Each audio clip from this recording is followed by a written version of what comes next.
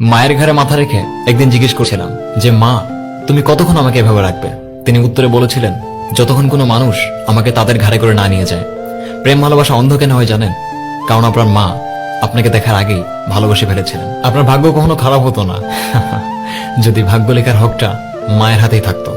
বাবা মায়ের অবদানের পার্থক্য মাত্র একটাই, মায়ের অবদান বেঁচে থাকতেই বোঝা যায়, আর বাবার অবদান চলে যাওয়ার পরে বোঝা যায়। বাবা সব সময় নিম পাতার মতোই হয়, ডাজন্ট ম্যাটার সেটা কতটুক তিতা, কিন্তু ছায়া সব সময় ঠান্ডাই হয়। মা যেটা রান্না করুন না কেন, রাগ না দেখে খেয়ে নেবেন, কারণ এই পৃথিবীতে এমনও মানুষ আছে কারো মা নেই, আবার কারো খাবার নেই।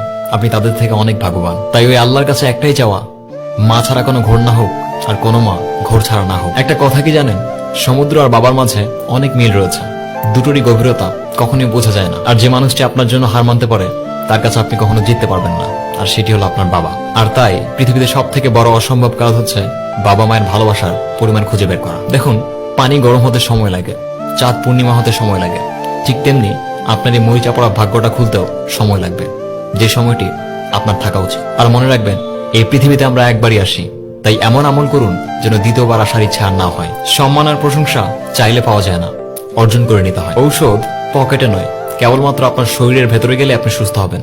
ঠিক তেমনি এরকম নীতি কথা মোবাইলে নয়, আপনার ভেতরে থাকলে জীবন বদলে যাবে।